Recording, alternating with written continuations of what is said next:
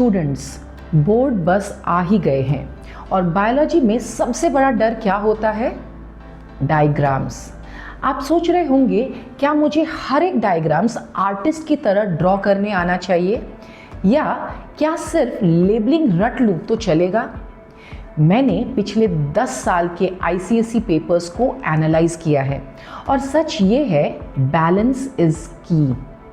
ICSE अब diagram based questions पर ज़्यादा फोकस कर रहा है, जहां डायग्राम्स दिया होता है और क्वेश्चंस पूछे जाते हैं। लेकिन इसका मतलब ये नहीं है कि ड्राइंग छोड़ देनी है। कुछ डायग्राम्स ड्रॉ करने के लिए डेफिनेटली आएंगे। और सबसे बड़ी बात, जब आप खुद ड्रॉ करते हो तभी आपको याद रहता है कि कौन सा लेबल कहाँ है। तो आज मैं बताऊंगी chapter wise most important diagrams जो आपको ड्रॉ भी करनी है और लेबल भी। Let's start. सबसे पहले वो चैप्टर जो मार्क्स की बारिश करता है, द रिप्रोडक्टिव सिस्टम। इसमें से 3 डायग्राम्स की ड्राइंग प्रैक्टिस ज़रूर करना। नंबर 1, फीमेल रिप्रोडक्टिव सिस्टम, ये 2019 में आया था। Number 2, longitudinal section of the testis, ये 2017 में पूछा गया था। और number 3, structure of sperm.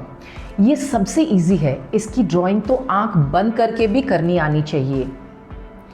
Pro tip, menstrual cycle का ग्राफ ड्रॉ करने नहीं आता यूजुअली, पर उसको एनालाइज करने आना चाहिए। स्टेजेस को समझो।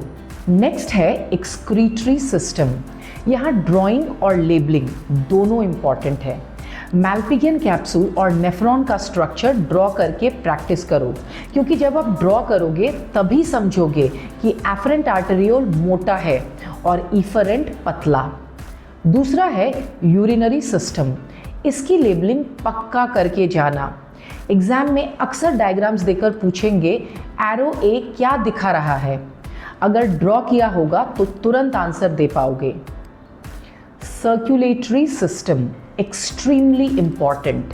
Structure of heart, internal view की ड्राइंग प्रैक्टिस कम से कम 3 बार करके जाना, क्योंकि 2017, 2023 और 2025 तीनों साल इससे क्वेश्चंस आए हैं। इसमें कंफ्यूजन मत रखना। डबल सर्कुलेशन का फ्लो ड्रॉ करके समझो और वाल्व्स, ट्राइकास्पिड और बाइकास्पिड की पोजीशन एग्जैक्ट होनी चाहिए। अब आते हैं प्लांट फिजियोलॉजी पर। यहाँ एक अपडेट है।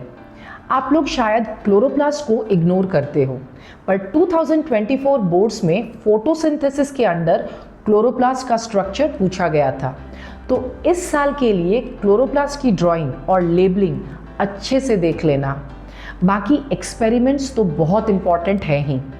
प्लाज्मोलिसिस, श्रंकन सेल ड्रॉ करना सीखो और स्टोमेटा, ओपन और क्लोज स्टोमेटा का डिफरेंस ड्रॉ करके समझो।